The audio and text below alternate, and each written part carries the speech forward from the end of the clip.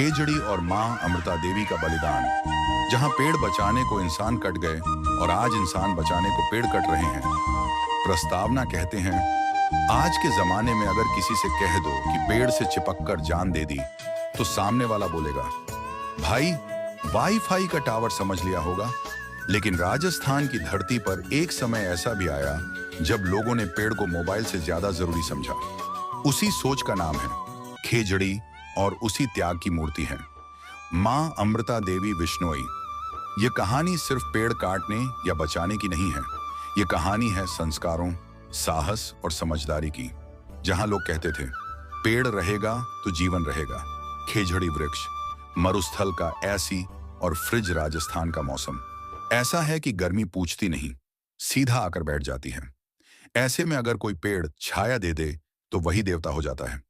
खेजड़ी वृक्ष का वैज्ञानिक नाम प्रोसोपिस सिनेरारिया है, लेकिन गांव में इसे कोई वैज्ञानिक नाम से नहीं जानता। सब कहते हैं भाई खेजड़ी है, काम की चीज है।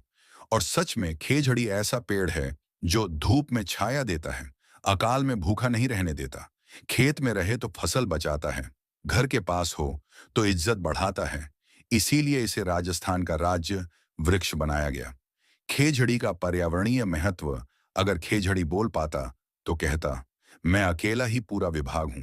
क्योंकि खेजड़ी मिट्टी को उड़ने नहीं देता, जमीन को उपजाऊ बनाता है, पशुओं को चारा देता है, इंसानों को भोजन देता है, गर्मी को थोड़ा शर्मिंदा करता है। मरुस्थल में खेजड़ी वही काम करता है जो शहर में पानी की बोतल प्लस छाता प्लस पंखा मिलकर करते हैं। सांगरी, खेजड़ी का स्वादिष्ट चमत्कार। खेजड़ी की फलियां सांगरी कहलाती हैं। जो लोग बाहर से आते हैं वो पहले पूछते हैं ये क्या है, और खाने के बाद कहते हैं भाई 1 किलो पैक कर दो।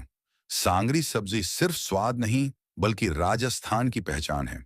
मतलब खेजड़ी पेड़ भी है, होटल भी है। विश्नोई समाज, जहां पेड़ रिश्तेदार होते हैं। अब सवाल आता है, कोई पेड़ के लिए जान क्यों देगा? इसका जवाब है विश्नोई समाज। 15वीं शताब्दी में गुरु जम्भेश्वर जी ने 29 नियम दिए। इन नियमों में साफ लिखा था, पेड़ नहीं काटना, जीवों की रक्षा करना, प्रकृति के साथ प्रेम रखना। आज लोग कहते हैं पर्यावरण बचाओ। विश्नोई समाज सदियों पहले कह चुका था, पर्यावरण मां है, पोस्टर नहीं। मां अमृता देवी, साधारण महिला, असाधारण हिम्मत। मां अमृता देवी कोई रानी नहीं थी, ना ही उनके पास सेना थी, लेकिन उनके पास था सिद्धांतों का कवच। वे खेजड़ली गांव की रहने वाली थीं, घर गृहस्थी संभालती थीं, लेकिन जब बात प्रकृति की आई तो सीधा खड़ी हो गईं, बिना डरे। आजकल लोग कहते हैं एक आदमी क्या कर लेगा?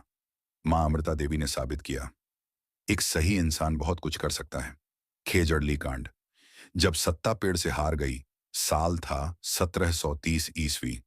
जोधपुर के महाराजा अभय सिंह को महल बनवाने के लिए लकड़ी चाहिए थी। सैनिकों को आदेश मिला, खेजड़ली जाओ, पेड़ काटो। सैनिक आए, कुल्हाड़ी उठी, लेकिन सामने खड़े थे विश्नोई। आज होता तो शायद कहा जाता, सरकारी काम है, हटो। लेकिन तब मामला अलग था। मां अमृता देवी का ऐतिहासिक संवाद। जब सैनिकों ने पेड़ काटने की बात कही तो मां अमृता देवी ने जो कहा वो आज भी इतिहास में गूंजता है, सिर साठे रूंख रहे तो भी सस्तो जान। मतलब अगर सिर देकर भी पेड़ बच जाए तो सौदा महंगा नहीं है। और यह कहकर वे खेजड़ी से लिपट गईं। बलिदान की श्रृंखला, पहले मां अमृता देवी, फिर उनकी 3 बेटियां आंसू, रत्तन, भागू। इसके बाद गांव के लोग एक एक कर पेड़ों से लिपटते गए। कुल 363 विश्नोई पेड़ों के लिए शहीद हो गए। इतिहास में शायद पहली बार हुआ जब पेड़ों की गिनती से ज्यादा इंसानों की गिनती कम हो गई। राजा को भी झुकना पड़ा। जब महाराजा अभय सिंह को पता चला कि लोग पेड़ों के लिए जान दे रहे हैं तो उन्हें समझ आया, यहां लकड़ी नहीं, संस्कार उगते हैं। उन्होंने तुरंत आदेश दिया, पेड़ काटना बंद। विश्नोई क्षेत्रों में शिकार निषेध, यानी सत्ता को भी कहना पड़ा, गलती हो गई, माफ कर दो। आज का संदर्भ, पेड़ कम, पोस्टर ज्यादा। आज हम पेड़ काटकर बोर्ड लगाते हैं, पेड़ बचाओ। मां अमृता देवी ने पोस्टर नहीं लगाए, खुद खड़ी हो गई। आज हम कहते हैं सरकार करे, तब लोगों ने कहा हम करेंगे। निष्कर्ष, खेजड़ी और मां अमृता देवी की कहानी हमें यह सिखाती है कि पर्यावरण भाषण से नहीं, निष्ठा से बचता है। बलिदान तलवार से नहीं, संकल्प से होता है। अगर आज भी हम थोड़ा सा विश्नोई सोच अपना लें, तो शायद आने वाली पीढ़ी पूछे, पेड़ क्या होता है? ये सवाल कभी ना आए। इसी में मां अमृता देवी के बलिदान की सच्ची श्रद्धांजलि